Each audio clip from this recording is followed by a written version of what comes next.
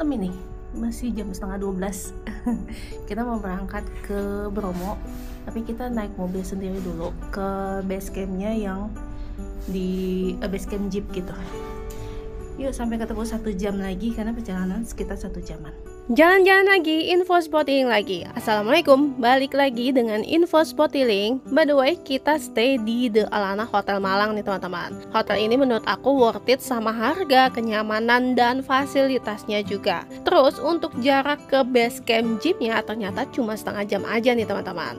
Nanti aku bakalan upload juga videonya, tungguin ya. Nah teman-teman, kita trip Bromo, kita ambil yang private trip ya. Jadi 1 jeep isinya hanya kita doang.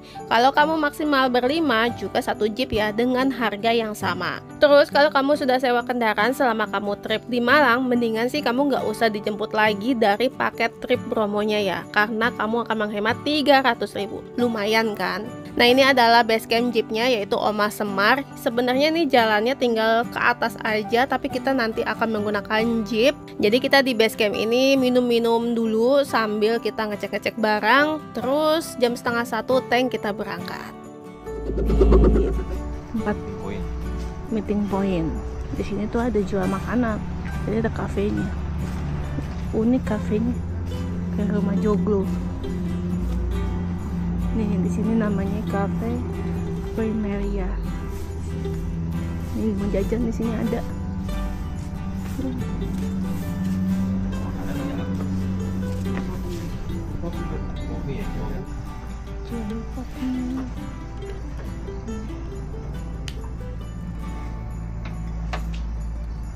Ini ada jual kacamata. Ada sewa jaket. Sewa jaket 35.000.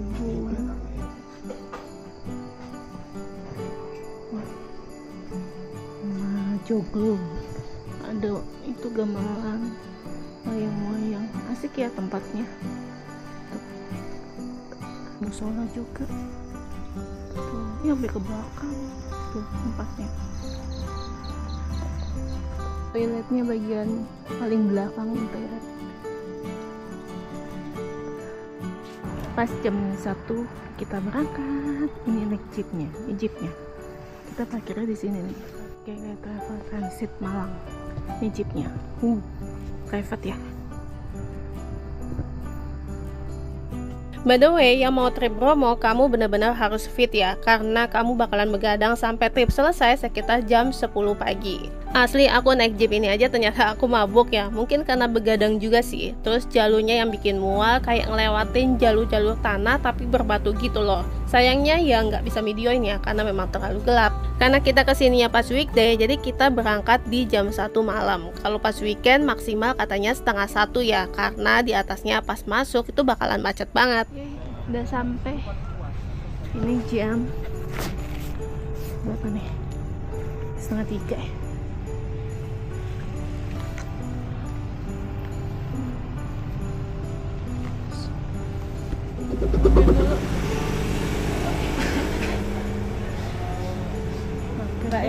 Silahkan masih istirahat dulu.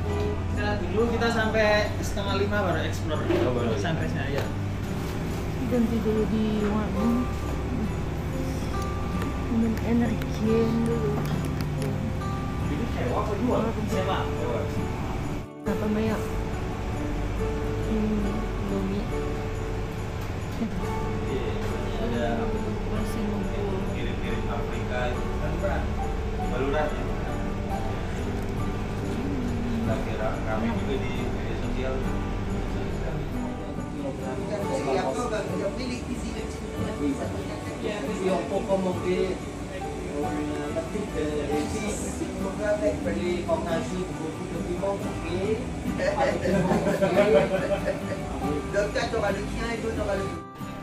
Sekarang kita berada di Bukit Kingkong dengan ketinggian 2700 mdpl di bawah puncak penanjakan.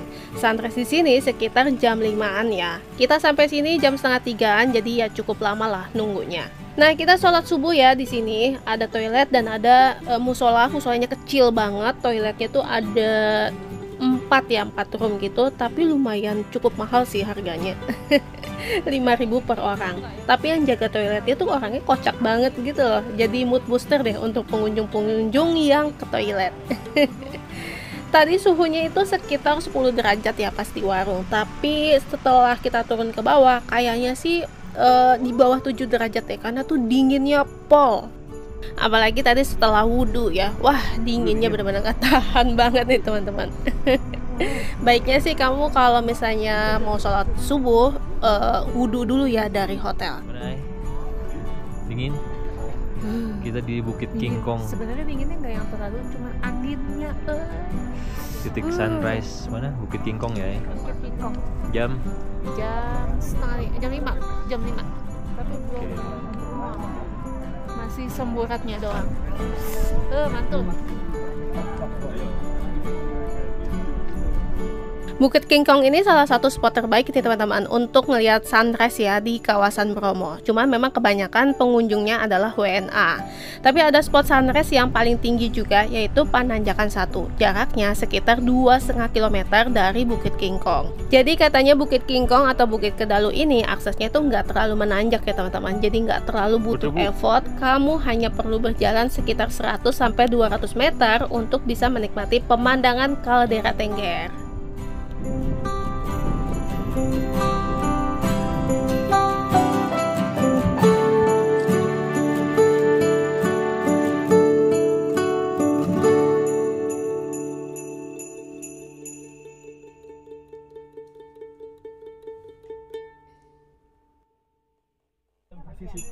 Yang sebelah kanan itu, sebelah kanannya kalau kamu itu Bukit Teletubbies, yang kiri itu Bukit Savana.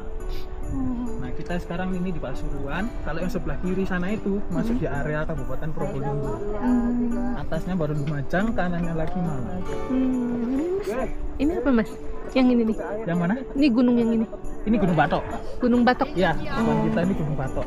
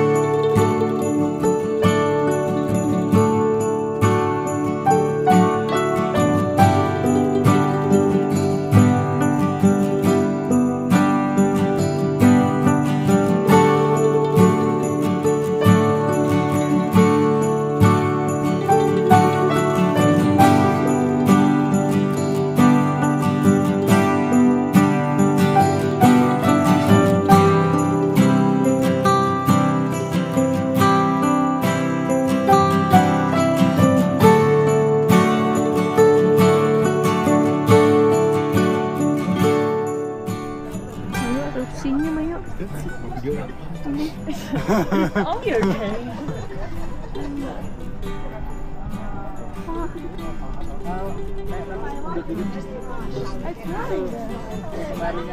Jeep-jeepnya pada parkir di sini. Ini sekitar jam berapa nih? Jam 6. Jam 6. Naik lagi. By the way, jangan lupa cek and recheck transit.malang. Bisa sewa mobil start from di 200 ribuan aja. Ada berbagai tipe kendaraan, juga ada paket trip Bromo seperti kita. Nah, kita menggunakan private trip cuma di harga 1 jutaan aja nih teman-teman. Udah sama guide-nya ya. Bagi kamu yang berencana ke Bromo, langsung aja stalking transit.malang. Lanjut kita ke spot yang kedua, yaitu Lembah Widodaren. Jarak tempuhnya dari Bukit King Kong sekitar 15-20 menit. Lembah Widodaren ini masih berada di kawasan wisata Bromo ya teman-teman. Terletak tepat di belakang Gunung Bromo dan sebelah Gunung Kursi serta Gunung Batok. Jadi namanya apa ini mas? Bukit Widodaren. Widodaren. Nggak apa mas? Kita foto di mana mas? Di mobil dulu. Oh foto di mobil dulu, oke. Foto di mobil dulu. Dan kita padar.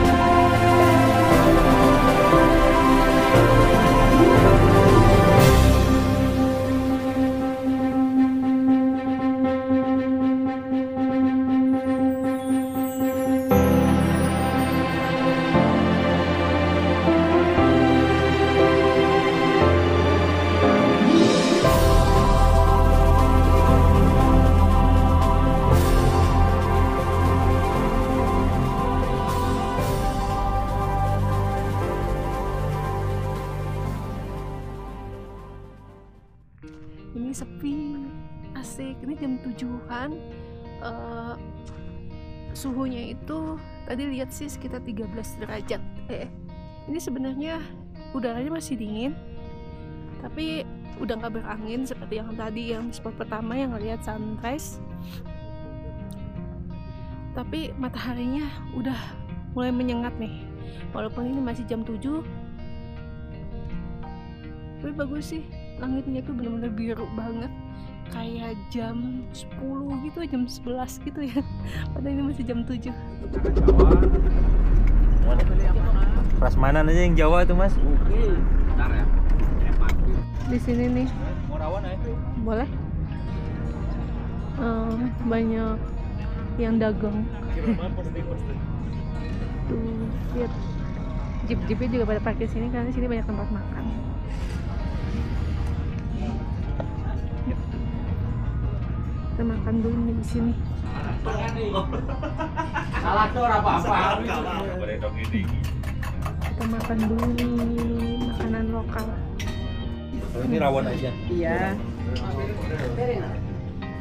Makan di warung, view-nya keren banget. Dan kita makan rawon. Rawonnya tinggal satu dan suamiku makan nasi rames katanya. Oke, selamat makan. Mana apa ya? Prasmanan. Rawon. Makan rawon. Mangan wi tepiu.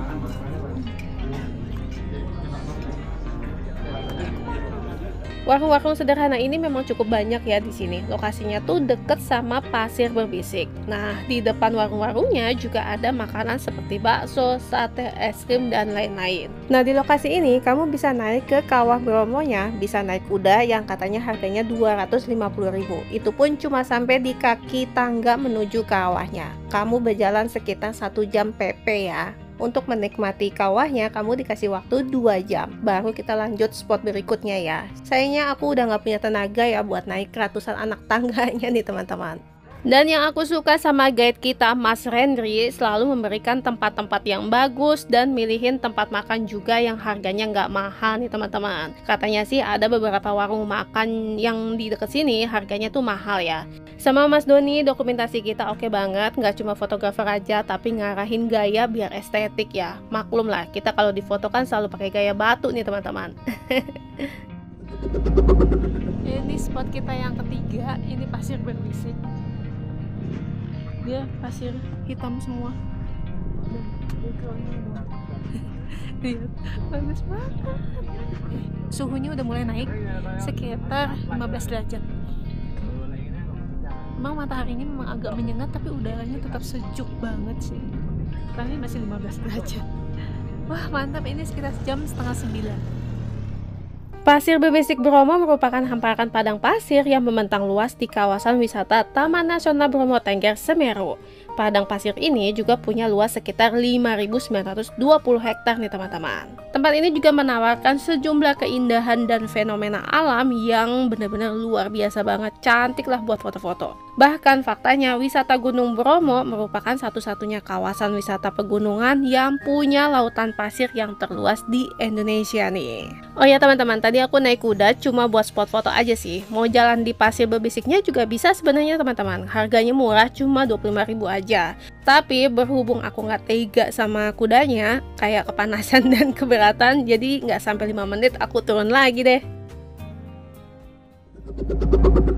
Spot kita yang terakhir yaitu Padang Savana. Padang Savana Bromo ini juga dikenal sebagai Bukit Teletubbies.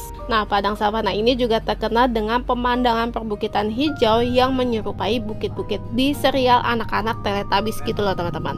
Tapi iya sih emang mirip ya. Savana ini juga berbatasan langsung dengan lautan pasir Bromo yang menciptakan kontras pemandangan yang sangat menarik. Di musim hujan, savana akan terlihat hijau, sedangkan di musim kemarau, rumputnya itu akan mengering dan berwarna coklat nih teman-teman. Menurut aku, trip Bromo ini adalah salah satu trip yang harus masuk dalam list liburan sih, karena emang se-amazing itu tempatnya. Gak heran kalau pas weekend, pengunjung bisa mencapai lebih dari 1.000 orang. Berhubung ini udah sangat terik banget, mungkin ini sekitar jam setengah 10 atau jam 10 gitu. Aku pun udah gak berdaya ya buat explore spotnya lagi.